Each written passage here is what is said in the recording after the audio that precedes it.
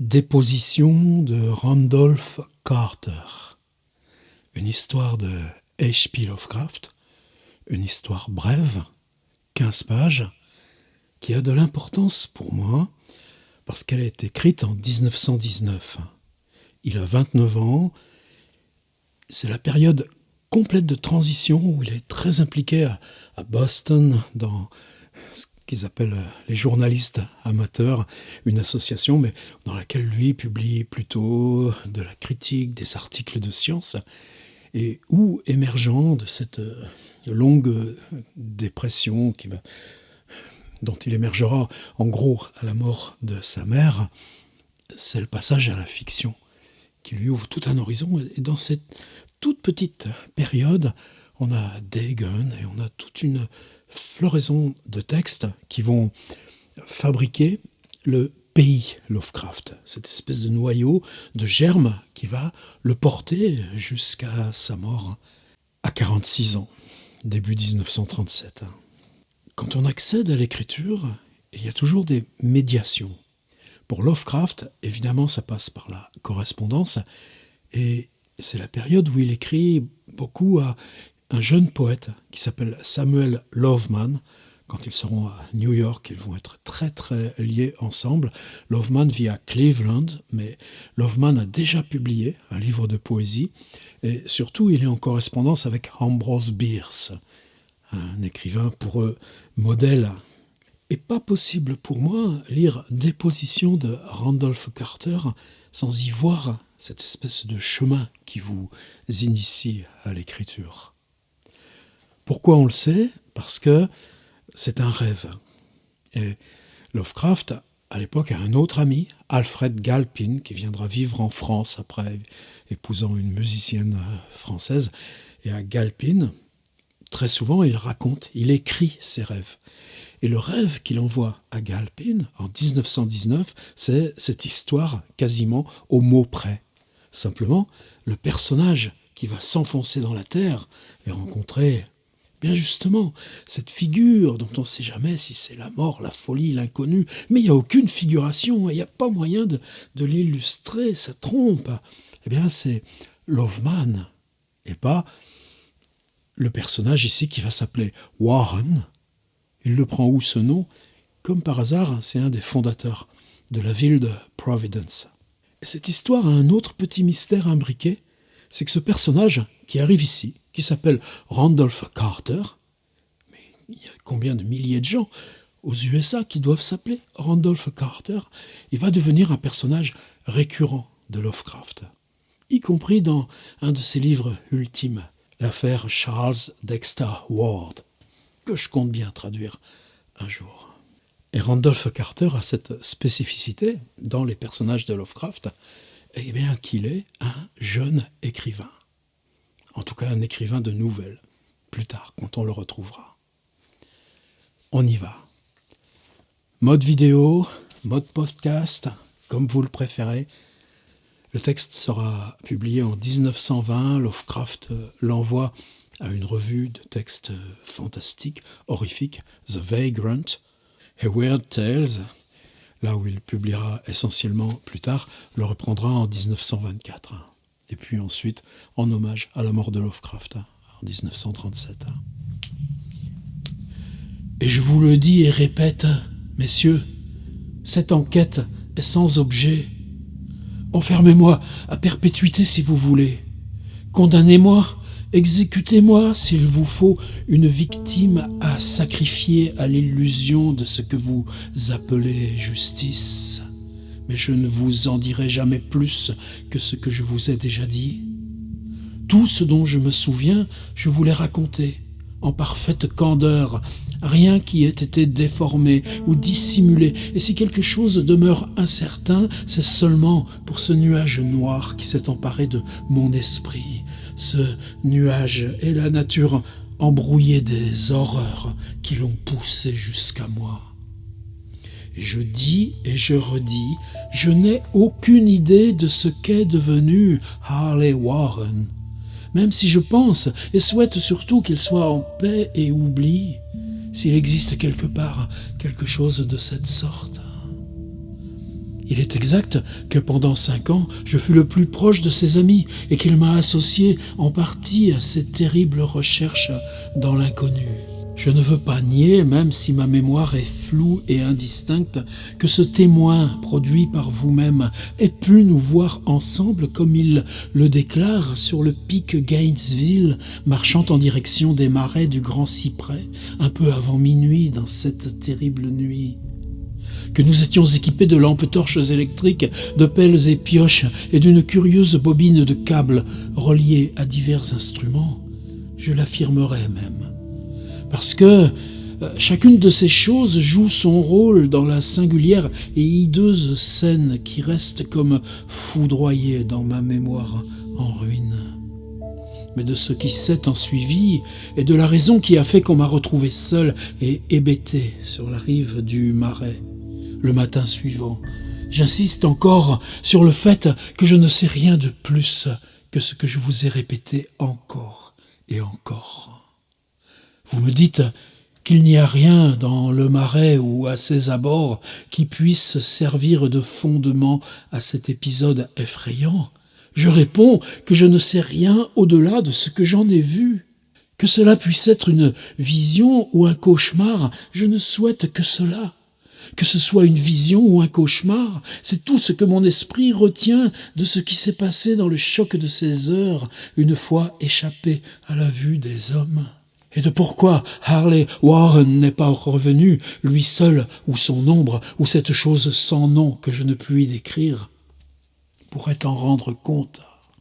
Comme je vous l'ai dit déjà, les études surnaturelles de Harley Warren m'étaient parfaitement connues et j'y étais en partie associé. De sa large collection de livres étranges et rares concernant des matières interdites, j'avais lu tous ceux écrits dans une langue que je pouvais maîtriser, mais ils n'étaient qu'une infime partie comparée à ceux rédigés dans des langues qui m'étaient inaccessibles. La plupart, je crois, étaient en arabe, et le livre inspiré par les démons. Le livre qui l'accompagnait à la fin et qu'il a emporté dans sa poche à son départ du monde était écrit en caractères que je n'ai jamais vus nulle part. Warren ne m'a jamais fait part de ce qu'il y avait dans ce livre. Comme pour la nature de nos études, dois-je dire de nouveau que je n'ai plus mémoire de leur pleine compréhension?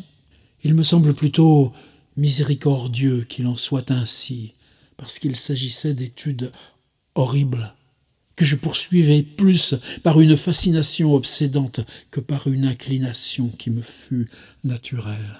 Warren m'a toujours dominé, parfois même m'effrayait. Je me souviens de comment je tremblais à l'expression de son visage la nuit précédant l'affreux événement, quand il parlait sans cesse de sa théorie, comme quoi certains corps échappaient pour toujours à la décomposition, mais restaient sains et frais dans leur tombe pendant plus de 1000 ans. Mais je ne le crains plus maintenant, parce que je suppose qu'il a connu des horreurs hors de ma portée. Maintenant, c'est pour lui que je crains. Une fois de plus, je dis que je n'ai pas d'idée claire quant à notre but cette nuit-là. Certainement, cela avait à voir avec ce livre que Warren portait sur lui, ce très ancien livre en caractère indéchiffrable qui lui était parvenu d'Inde 1 mois plus tôt. Mais je jure que je n'avais pas idée de ce que nous espérions trouver. Votre témoin affirme qu'il nous a vus peu avant minuit sur le pic Gainesville, en route pour le marais du Grand Cyprès. C'est certainement vrai, mais je n'ai pas de mémoire précise. L'image qui s'est imprégnée dans mon esprit, c'est celle d'une seule scène, et on devait être longtemps après minuit, puisqu'un pâle croissant de lune apparaissait haut dans le ciel brouillé. Cela se passait dans un ancien cimetière, si ancien que je frémis aux années immémoriales qu'indiquaient ici tous les signes. C'était dans un ravin profond et humide, où s'en mêlaient de longues herbes fétides, des mousses et de curieuses ronces rampantes, emplies d'une puanteur vague à laquelle mon imagination paralysée associait absurdement le pourrissement de la pierre. Partout, les signes de l'abandon et de la décrépitude, et m'obsédait l'idée que Warren et moi étions les premières créatures vivantes à déranger le silence, ici létal depuis des siècles. Sur le bord du ravin, un blême croissant de lune leva pour blêmir encore, perçant les vapeurs délétères qui semblaient émaner de catacombes insoupçonnées, et à sa faible et vacillante lueur, je pus distinguer l'abject étalage d'antiques dalles, urnes, cénotaphes et mausolées, tous s'écroulant, mangés de mousse, couverts de moisis et mi-enfouis par la luxuriance disproportionnée de cette végétation malsaine. Pour première impression vive de ma propre présence dans cette effrayante nécropole, je me revois avec Warren nous reposant devant certains sépulcres à demi anéantis, puis nous débarrassant du fardeau qu'il semble que nous y avions apporté. Je distingue nettement que je disposais d'une lampe électrique, d'une pelle et d'une pioche, tandis que mon compagnon était équipé d'une lampe identique et de ce matériel de téléphonie portable. Aucun mot ne fut prononcé, parce qu'il semble que le lieu et notre tâche nous étaient connus, et sans délai nous nous saisîmes de nos outils, commençâmes à débroussailler l'herbe, les ronces, puis déblayer la terre recouvrant la dalle archaïque et plate. Après en avoir découvert la pleine surface, qui consistait en 3 immenses tables de granit, nous reculâmes à quelque distance pour évaluer la scène entière. Et Warren sembla se livrer à certains calculs mentaux. Puis il revint au sépulcre et, utilisant la pioche comme levier, tenta de déboîter la dalle la plus près d'une ruine pierreuse qui avait dû être un monument autrefois. Il n'y réussit pas et m'enjoignit de le rejoindre pour l'aider. Nos efforts conjugués y parvinrent et nous levâmes la pierre, la glissâmes sur le côté. D'avoir enlevé le couvercle nous révéla une ouverture noire, de laquelle s'échappèrent des effluves de miasmes gazeux, si nauséabonds que nous reculâmes d'effroi. Après une pause, cependant, nous revînmes au puits et trouvâmes ces exhalations moins insupportables. Nos lampes dévoilèrent le haut d'une volée de marches de pierre, suintant d'un pu dégoûtant venu du fond de la terre et dont les murs moisis portaient des incrustations de nitrin. Et pour la première fois, maintenant, je me remémore des paroles, la voix de Warren, s'adressant à moi de loin, de sa voix de ténor, une voix singulièrement calme, compte tenu de notre étrange environnement. « Désolé de vous demander d'avoir à rester à la surface, me dit-il, mais ce serait un crime de laisser descendre quiconque avec des nerfs fragiles comme vous avez. Vous ne pouvez pas imaginer, même avec ce que vous avez lu et tout ce que je vous ai dit, les choses que je me prépare à voir et à faire. Ce genre de travail est monstrueux, Carter. Et je doute que quiconque n'ait pas une sensibilité de fer puisse appréhender de le voir et d'en revenir vivant et sain d'esprit. Je ne veux en rien vous offenser, et le ciel me soit témoin de comment je suis heureux de vous avoir avec moi. Mais la responsabilité m'en incombe en un sens, et je ne saurais emmener un tel paquet de nerfs comme vous êtes à une mort prévisible ou à la folie. Je vous le répète, vous ne pouvez imaginer ce qu'est cette chose en vérité. Mais je promets de tout vous raconter à mesure, avec le téléphone. Comme vous le constatez, j'ai assez de câbles pour atteindre le fond de la terre et en revenir. Je les entends encore et m'en souviens. Ces mots dits sans élever la voix, comme je me souviens de mes remontrances. J'étais désespérément anxieux d'accompagner mon ami dans ces profondeurs sépulcrales. Mais il se révéla inflexible et obstiné. À certains moments, il me menaça d'abandonner simplement l'expédition si j'insistais encore. une menace qu'il lui était possible d'exécuter puisque lui seul en disposait de la clé. Tout ceci, je peux encore m'en souvenir, même s'il m'est impossible de savoir quelle était cette chose dont nous parlions. Après qu'il se soit assuré de mon acquiescement réticent à sa décision, Warren attrapa le rouleau de câble et prépara ses instruments. À son hochement de tête, j'en pris une extrémité et m'installai bien assis sur une vénérable stèle renversée et effacée à proximité de l'orifice juste découvert. Alors il me serra la main, lança sur son épaule la bobine de câble et disparut dans cet indescriptible ossuaire. Pendant un instant, je gardai en vue l'éclat de sa lampe et entendis le frottement du câble qu'il déroulait derrière lui. Mais l'éclat, bientôt, disparut abruptement, comme s'il avait dû tourner dans l'escalier de pierre, et le son mourut presque aussitôt. J'étais seul, mais relié aux profondeurs inconnues par ces torrents magiques dont la surface isolante prenait des reflets verts, selon les lueurs blêmes et variables de la lune montante. Dans le silence énorme de cette vénérable et déserte ville des morts, mon esprit enfantait les plus épouvantables images et illusions, et les grotesques autels et monolithes semblaient disposer d'une personnalité hideuse, presque d'une sensibilité de vivant.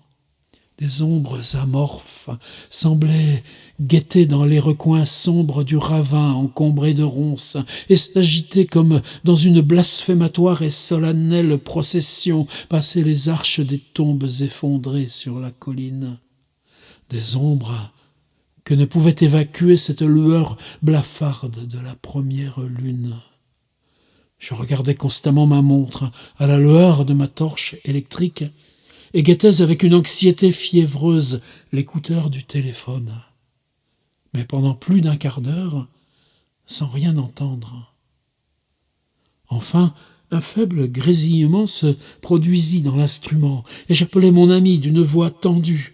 Dans l'appréhension où j'étais, en aucun cas je n'étais préparé à entendre les mots qui me parvinrent depuis l'antre mystérieux, dans des accents bien plus alarmants et à vous faire frémir que tout ce que j'avais entendu jusqu'ici de Harley Warren, lui qui m'avait quitté si calmement un moment plus tôt, m'appelait maintenant dans un chuchotement étranglé, plus troublant que le cri le plus fort. « Mon Dieu, si vous voyiez ce que je vois !»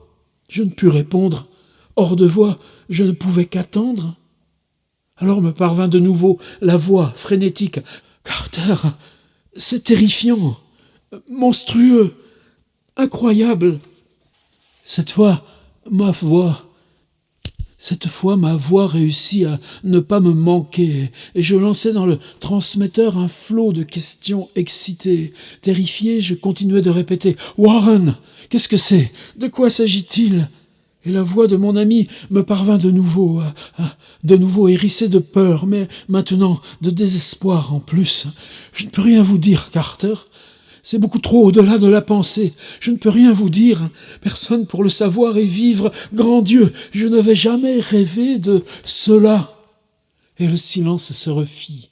Sinon, le torrent maintenant incohérent de mes tentatives tremblantes. Et puis, la voix de Warren dans un registre de consternation la plus pure. « Carter, pour l'amour de Dieu, remettez en place la dalle. Sortez de là si c'est encore possible. Vite, laissez tout et filez. C'est votre seule chance. Faites ce que je vous dis, ne me demandez pas d'explication. » J'avais entendu, mais je ne fus seulement en état que de répéter mes questions affolées. Autour de moi, les tombes, l'obscurité et les ombres. En dessous de moi, un danger au-delà du périmètre de l'imagination humaine. Mais mon ami était en plus grand danger que moi-même. Et malgré ma peur, j'avais envers lui ce ressentiment de ce qu'il me jugeait capable de déserter et de l'abandonner à son sort. Encore des cliquetis, et après une pause, le cri désespéré de Warren. « Bloquez-le, pour l'amour de Dieu! Refermez le couvercle, la dalle! Bloquez-le, Carter !» Quelque chose dans l'accent enfantin de mon compagnon, d'évidence sous le choc, découpla mes facultés. Je me décidai, lui criai ma résolution. « Warren, tenez bon, je descends !» Mais à cette proposition, le son de mon interlocuteur changea, devint un cri du plus extrême désespoir. « Surtout pas, vous ne pouvez comprendre, trop tard, et c'est ma seule faute, remettez la dalle en place, sauvez-vous, courez, rien d'autre que vous ou personne d'autre puisse faire maintenant. » Le ton avait changé de nouveau, cette fois prenant une intensité plus douce, une sorte de résignation sans espoir, et pourtant toute chargée d'anxiété. « Vite, avant qu'il soit trop tard !» Je me résolus de ne pas lui obéir, tentai de secouer la paralysie qui me prenait et de satisfaire à mon serment de me porter à son aide. Mais le chuchotement qui s'ensuivit me trouva de nouveau inerte et figé dans les chaînes de l'horreur la plus forte. « Carter, dépêchez-vous, ça ne sert à rien. Un suffit, pas deux. La dalle, Carter, la dalle. » Une pause, encore un cliquetis, puis la voix débile de Warren. « C'est fini, c'est presque fini maintenant. Ne rendez pas ça plus difficile. Refermez ces fichus escaliers. Courez, sauvez votre vie, vous perdez du temps. Adieu, Carter, on ne se reverra plus. » Ici, le murmure de Warren enfla en un cri qui grandit progressivement jusqu'à un hurlement traversé de toutes les horreurs de tous les temps.